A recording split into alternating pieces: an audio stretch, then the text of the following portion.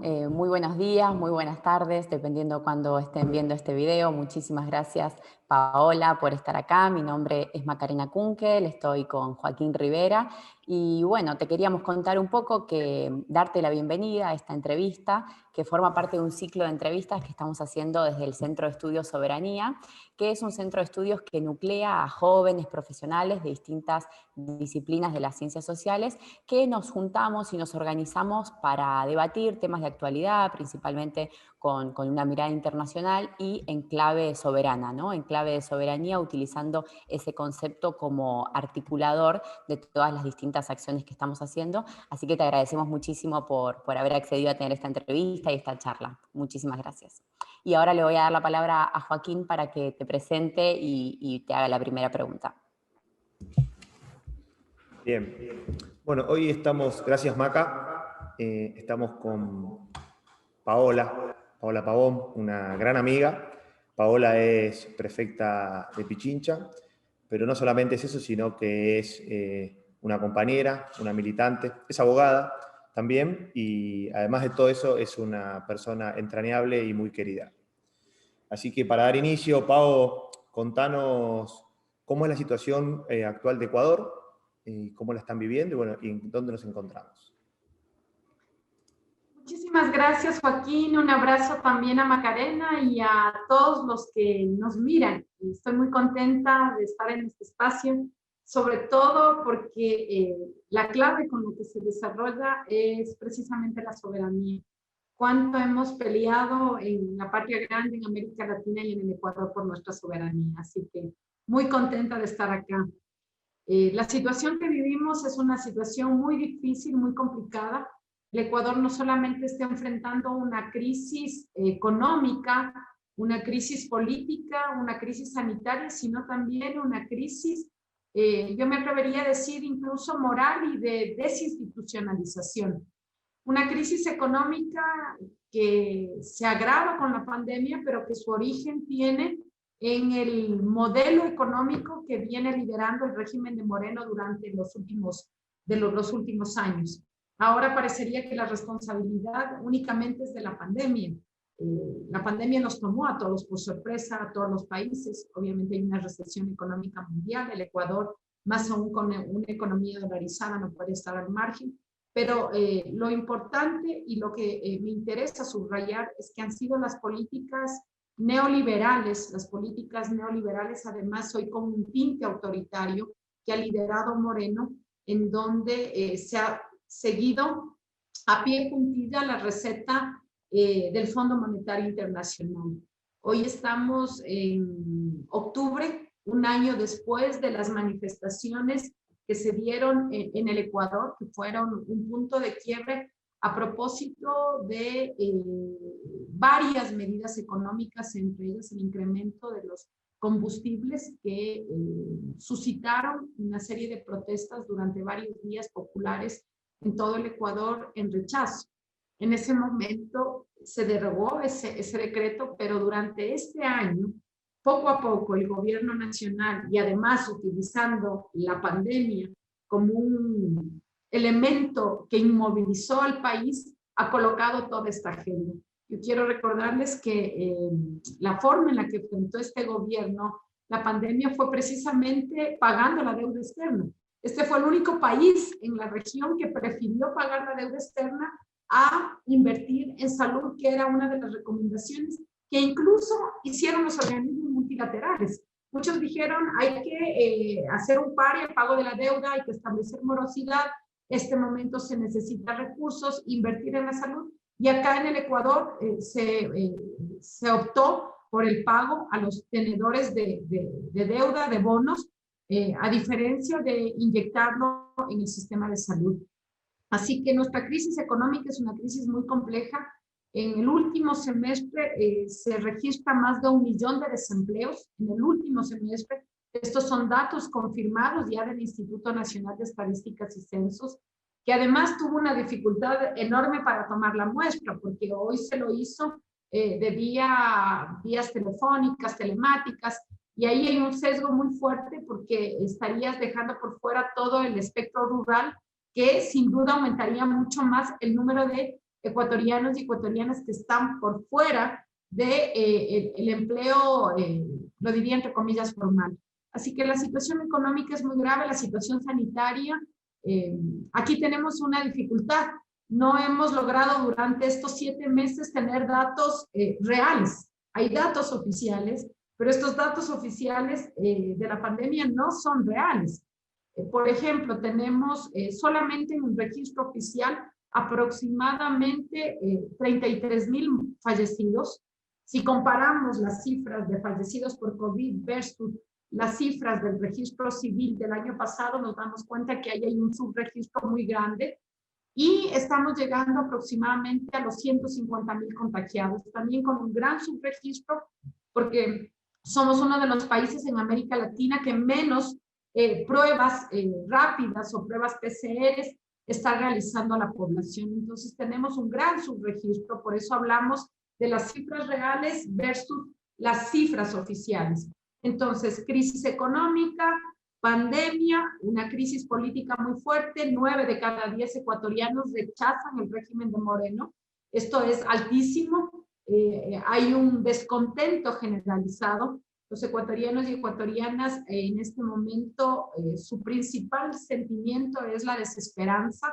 Hay muchísima desilusión, muchísima incertidumbre. Los estudios de opinión reflejan que el estado de ánimo del pueblo ecuatoriano se encuentra entre la desesperanza y la incertidumbre. Y adicional a eso, un régimen autoritario. Hablaba hace un momento sobre esta crisis moral y esta desinstitucionalización, porque han utilizado todo un estado autoritario y de terror para sus fines, independientemente de cuáles sean estos. Pasar leyes en la Asamblea Nacional que dieron paso a la flexibilización laboral, que no lograron establecer ningún tipo de tributo a las grandes fortunas para que pueda ser utilizado en el marco de la emergencia sanitaria. También la utilización del Estado, de la justicia, de la fiscalía para perseguir y proscribir políticamente. Y cerraría con el riesgo inminente de la democracia en el Ecuador. Estamos en vilo, todavía no se ha cerrado el proceso de inscripción de candidatos y candidatas a la presidencia de la República y vicepresidencia para las elecciones de febrero del próximo año. Y esto hace que nuestra democracia esté en vilo y que se intente dejar por fuera del espectro electoral, de la papeleta electoral, del juego democrático a la principal fuerza política, me refiero a la Revolución Ciudadana. Muchísimas gracias, Paola. La verdad, muy interesante escuchar tu mirada y tu perspectiva de cómo se están viviendo las cosas en Ecuador. Y en ese sentido, para ampliar un poco el análisis, preguntarte cómo ves la situación o el panorama en la región latinoamericana o en los países que vayas siguiendo la situación de forma más cercana. Mira, creo que los datos de la CEPAL son contundentes. América Latina es una de las regiones más golpeadas a propósito de las medidas económicas tomadas por los gobiernos neoliberales y ahora en mayor complicación por la pandemia.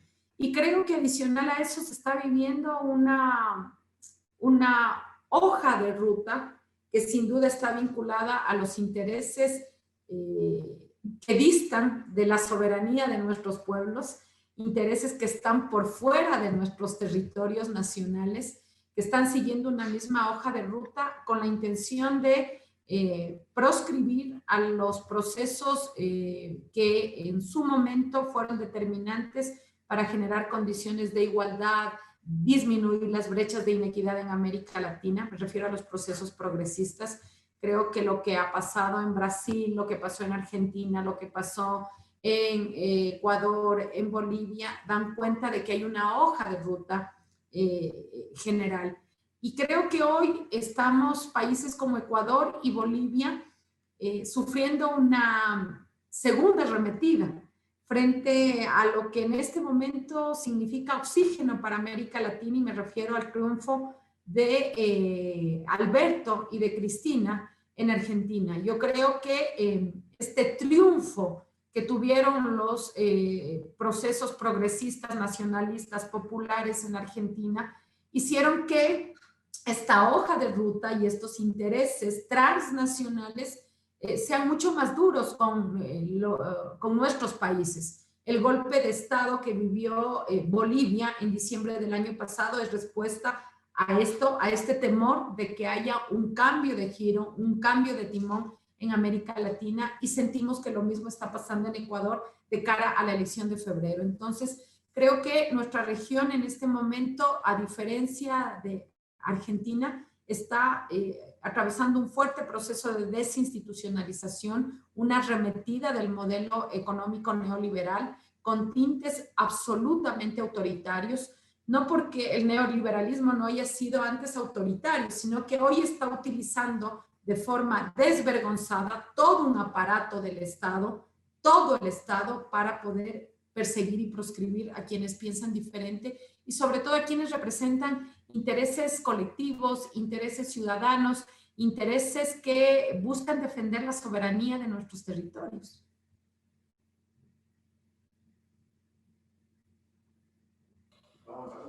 Muchísimas gracias, Paola, también por esa respuesta.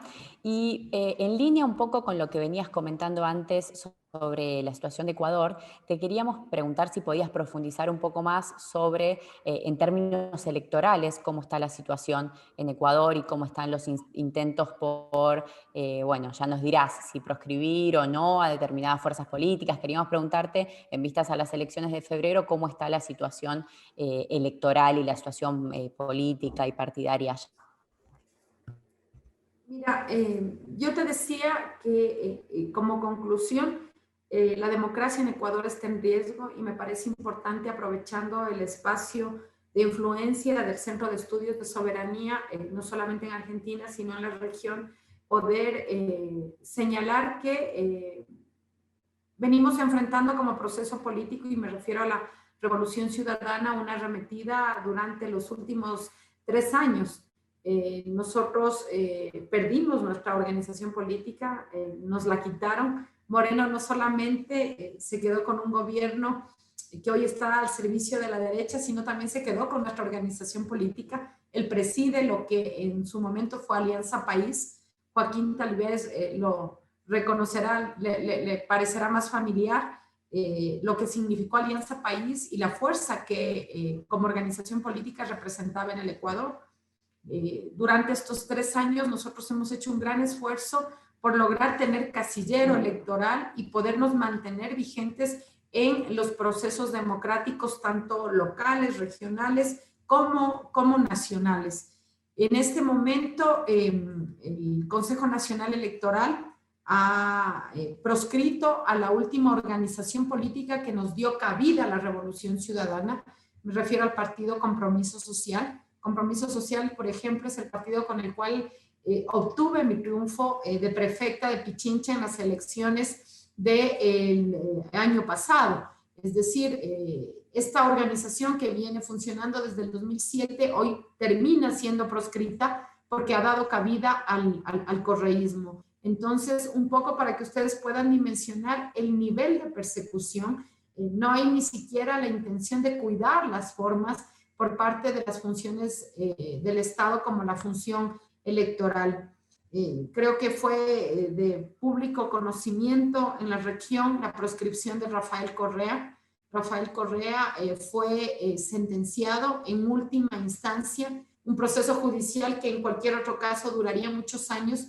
A él se lo hizo con una justicia selectiva, violentando debido proceso, violentando presunción de inocencia, y sobre todo una sentencia descabellada para que él quede por fuera de la papeleta. Entonces, nos proscribieron la organización política, nos proscribieron a nuestro candidato a la vicepresidencia, que era Rafael Correa, y en este momento no han cerrado el proceso final en el Consejo Electoral para calificar ya al binomio Andrés Arauz-Carlos Rabascal, que es el binomio de la Revolución Ciudadana, es el binomio del correísmo. En este momento estamos en un proceso en donde se nos ha impugnado el binomio y el Tribunal Contencioso Electoral, que es la máxima instancia, el segundo nivel, la segunda instancia en temas electorales, tiene que fallar si acepta esta impugnación y deja por fuera al binomio o finalmente solicita ya su inscripción formal. Así que son momentos muy duros. Estos días ha habido movilizaciones permanentes afuera del Tribunal Contencioso Electoral exigiendo que se nos permita participar, para que un poco podamos comprender el nivel que enfrenta, el nivel de proscripción que se enfrenta en el Ecuador. Hoy estamos protestando afuera del organismo electoral pidiendo que nos dejen participar, cuando en democracia lo que además prevalece, la Constitución lo determina así, es el derecho a la participación política. Esto no solamente afecta a nuestro derecho a ser elegidos, fundamentalmente afecta el derecho que tienen las grandes mayorías a escoger por quién ellos creen es la mejor opción para conducir el Estado ecuatoriano, para conducir nuestro país el próximo año.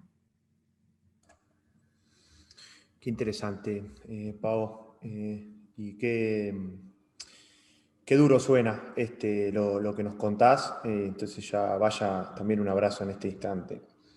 Te queríamos preguntar también por una doctrina bastante nueva, por así decirlo, en la región, que es el lawfare, que en nuestra Argentina se vivió, donde varios de nuestros dirigentes han sido perseguidos bajo esta dinámica. Entendemos que a vos personalmente has sufrido una situación similar, y la verdad que nos parecería necesario que nos cuentes y escuchar en primera persona en qué situación te encontraste y cómo se aplica el lawfare en el Ecuador. Joaquín, esta pregunta me toca en lo personal. El día de ayer fue un año de mi detención arbitraria, mi detención ilegal con un uso excesivo de la fuerza policial. En este momento estaría hace un año atrás iniciando un proceso judicial, un camino que ha durado un año que jamás debimos haber recorrido. Y esto, te decía, me toca en primera persona porque yo hablaba mucho sobre la judicialización de la política, denunciando el lawfare en América Latina, denunciando el lawfare en el Ecuador, señalando lo difícil que fue para Brasil con los casos de Dilma, de Lula, lo abominable que fue en el caso de Argentina, con Cristina, que todavía tiene procesos abiertos, pero lo que significó también la judicialización del Ecuador con Jorge Glass, con Amado Vudú, que hace un momento comentábamos, dos vicepresidentes que fueron perseguidos, fueron apresados, y también lo que pasó con Rafael Correa. Pero resulta que desde hace un año, lo estoy hablando en primera persona, me lo pasó conmigo, pasó con mi familia, pasó con mis seres queridos. Entonces, tú desde la teoría, que la comprendes muy bien, un tema montado por los medios de comunicación, noticias falsas, amplificadas por los grandes medios de comunicación, luego supuestamente noticias de interés para la Administración de Justicia que opera con la Fiscalía, la Contraloría General del Estado, y después procesos judiciales que se abren, que terminan en la prisión, como sucedió con varios compañeros. Esto es lo que pasó en mi caso. En mi caso, a propósito de las jornadas de octubre del año pasado en el Ecuador, que comentaba a inicios de la entrevista, por estas medidas económicas que tomó el régimen de Moreno, se dieron una serie de manifestaciones populares, espontáneas, y se nos responsabilizó a 3 compañeros de la Revolución Ciudadana, Cristian González, Virgilio Hernández y quien te habla, como los 3 responsables de una rebelión. Una rebelión que para cualquier abogado, cualquier penalista que me escucha le va a sonar familiar. La rebelión es un delito de multitudes, no puede ser responsabilidad de 3 personas, y menos de quienes no conducimos ni lideramos las manifestaciones de octubre del año pasado. Estas manifestaciones fueron lideradas básicamente por el movimiento indígena y luego tomaron un carácter netamente popular y ciudadano. No tendríamos el poder, 3 personas, de movilizar un país entero con todos los estratos sociales, con todos los sectores sociales, con todas las edades, porque tú viste jóvenes, viste adultos, personas de la tercera edad.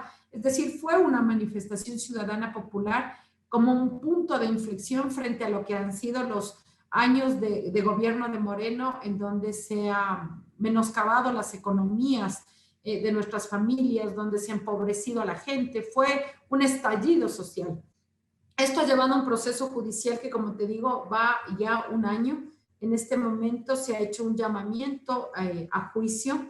Espero todos los días que el tribunal que se conforme para conocer el caso Rebelión sea un tribunal que actúe sin la presión política, que actúe con la independencia que debe actuar la Administración de Justicia, y estoy convencida que si se cumplen esos 2 principios, saldré absuelta. Sin embargo, comprendemos también lo que se vive en la región y cómo se ha utilizado al aparato judicial para proscribir a tus opositores políticos. Esto es lo más grave.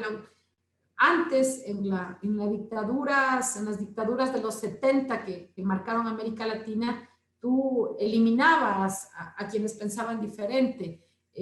Ahora es la justicia la que se presta y la que se encarga de eliminar a los que piensan diferente, eliminar su nombre, eliminarlos de la papeleta electoral, eliminarlos del juego democrático, eliminar su honra, para que no puedan ser eso, contradictores políticos.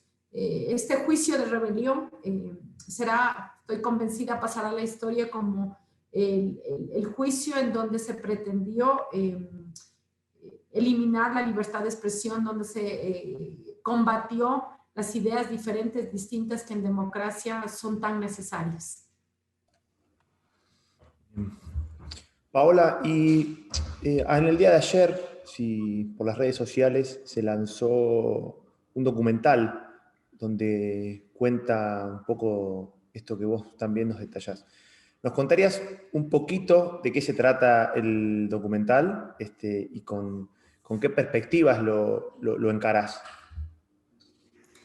Mira, recuerdo que cuando salí después de estar 72 días presa en una cárcel de máxima seguridad, alguna gente me decía, ¿por qué no escribes un libro? ¿Por qué no cuentas en primera persona lo que ha sido la judicialización de la política? Luego llevé unos diarios, el tiempo que estuve detenida, decían, publiquemos los diarios, y finalmente decidimos el documental. El documental lo ha lanzado Ruta Crítica. Ruta Crítica es un espacio de comunicación alternativa que lo que buscamos es que hoy en tiempos hay tanta información, estamos todos tan conectados a la red, todo es tan líquido, las noticias de hoy ya no van a ser las de mañana, todo pasa tan rápido, todo se licúa tan rápido. Nos parecía importante poder contar nuestra historia, recordar lo que pasó, con un objetivo principal, que esto no vuelva a pasar. Venían por nosotros, como se llama el documental. Es un documental que cuenta cómo inicia el caso de Rebelión, que lo enfrentamos los 3 compañeros, Cristian, Virgilio y quien te habla, cómo se llevó adelante el proceso judicial, pero también permite evidenciar cómo los medios de comunicación generaron este encuadre mediático en donde responsabilizaban de los hechos violentos al expresidente Rafael Correa, al ex canciller Ricardo Patiño, a Virgilio Hernández, a Paola Pavón, incluso al presidente de Venezuela, al presidente Maduro, y cómo ese encuadre mediático se fue construyendo desde los actores políticos y finalmente se hace un tema de interés de la Administración de Justicia, de la Fiscalía General, y se termina apresando, en mi caso, además a una autoridad electa por votación popular, porque además parte del objetivo de la persecución, en mi caso, era que nosotros perdamos este gobierno provincial que lo ganamos con voto popular, porque es un gobierno provincial estratégico. Para quienes no se ubican, Pichincha es el estado, la región o la provincia donde se encuentra Quito, la capital de los ecuatorianos y ecuatorianas. Entonces, desde el primer momento en que logramos este triunfo para la Revolución Ciudadana, para el pueblo de Pichincha, fuimos incómodos para el poder, fuimos incómodos para el régimen de Moreno. Entonces, el documental busca evidenciar esto. ¿Qué pasó en octubre? ¿Cuál fue el encuadre? ¿Y por qué finalmente los detenidos fuimos los que terminamos presos? Porque hay un interés de proscribir a quienes somos parte de la Revolución Ciudadana. Así que espero que puedan ver el documental. Será un placer poder recibir sus comentarios. Y buscamos hacer pedagogía de lawfare, ¿no? Esto me parece importante, que podamos entender estas distintas aristas que tiene el lawfare y cómo todas operan de manera concertada para cumplir el objetivo, eliminar a los procesos progresistas en América Latina. Muchísimas gracias, Paola. La verdad, un lujo escucharte, escuchar tus comentarios, tus reflexiones, contar en primera persona. Lamentablemente, ¿no? Claramente querríamos que nadie lo hubiera tenido que vivir, pero contar en primera persona es muy interesante, así que animamos también a todos y a todas a ver el documental para enterarse más los detalles. Y gracias también por esta mirada que nos da sobre los embates que está sufriendo la democracia en Ecuador y también en otros países de la región. En ese sentido, te queríamos preguntar, dado el nombre de nuestro centro de estudios, ¿qué es para vos la soberanía? Y que más allá del concepto, ¿qué anclaje le ves en la actualidad en los hechos, ¿no? A ese concepto de soberanía. Bueno, la soberanía es esa posibilidad de elegir abiertamente, sin ningún tipo de presión externa y sin ningún tipo de presión económica, las decisiones que deben conducir a una nación, que deben conducir a un pueblo. A mí me gusta mucho cuando en nuestra Constitución establecimos la autodeterminación de los pueblos. Los pueblos tienen el derecho de construir su presente, de construir su propia receta hacia el futuro. Esto es para mí la soberanía, y esa soberanía tiene varias aristas, pero yo hago hincapié en dos que creo que fueron determinantes para esta década de oro que vivió América Latina con varios procesos progresistas. Me refiero a la soberanía económica y a la soberanía política. La soberanía política, como señalo, sin que actuemos por el influjo de la embajada, sin el influjo de Washington, sino que podamos nosotros construir nuestro propio modelo, nuestro propio esquema de desarrollo. Y la soberanía económica que coloca los intereses de las grandes mayorías, los intereses populares, por sobre los intereses de una agenda de los grandes capitales y una agenda de los organismos multilaterales que hacen el juego a esos grandes capitales. Por lo tanto, creo que la soberanía política y la soberanía económica fue lo que marcó la diferencia en América Latina durante esta década de oro. ¿Por qué logramos que millones de brasileños dejen la extrema pobreza? Por la soberanía política y económica con la que Lula enfrentó la conducción de su gobierno, lo que nos pasó con Néstor, con Cristina, en esa época en donde se pudo lograr recuperar una economía, volver a tener economía, poder poner condiciones en defensa de los intereses por sobre la deuda, o lo que se hizo al inicio de este gobierno con Alberto. O sea, aquí el Fondo Monetario Internacional, que de manera irresponsable se prestó para un endeudamiento que sabíamos no tenía las condiciones en Argentina como hoy está pasando en Ecuador, no puede venir a pasarnos facturas sin que digamos, un momento, las condiciones del país son estas, y primero está el pueblo, primero está mi pueblo. Creo que esas son las formas en las que se expresa a veces este concepto que puede sonar tan etéreo, pero esa es la soberanía. O lo que nos pasó a nosotros, mira, el ejemplo al revés, que en vez de que prioricemos invertir en hospitales, en pagar médicos, porque se despidió médicos en la pandemia, en vez de invertir en pruebas para poder detectar el COVID, en equipos de protección, en mascarillas para nuestros médicos, se prefirió pagar la deuda externa. Eso significa no tener la soberanía. No importa que tengas un gobierno. Un gobierno sirve en la medida en que tenga soberanía política y tenga soberanía económica para actuar en función de los intereses de su país y los intereses nacionales. Genial. Pau, bueno, para terminar, en este caso, si querés dejar algún mensaje o decir algo más en particular, ya nos has dejado un montón de ideas, un montón de conceptos, pero si querés algo más que no te hayamos preguntado o algo que vos quieras decir, te damos este momento para ya después ir terminando la entrevista. Y obviamente agradecerte con muchísimo cariño.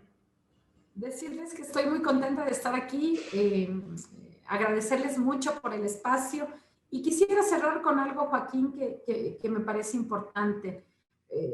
Frente a esas agendas del capital, frente a esas agendas transnacionales, frente a esos intereses que buscan vulnerar nuestra soberanía, hay una gran receta, y esa receta es la hermandad de los pueblos y es la construcción también de nuestra patria grande. Creo que también es una de las lecciones que nos deja la pandemia.